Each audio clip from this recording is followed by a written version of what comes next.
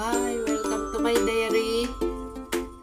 Dito lang kami sa park at kami ay nagpapahinga dahil day off namin ngayon. So, sinamantala ko na maglakad-lakad dito para naman ma-exercise ang katawan dahil iba yung nasa bahay ka lang sa buong linggo ay 6 na araw.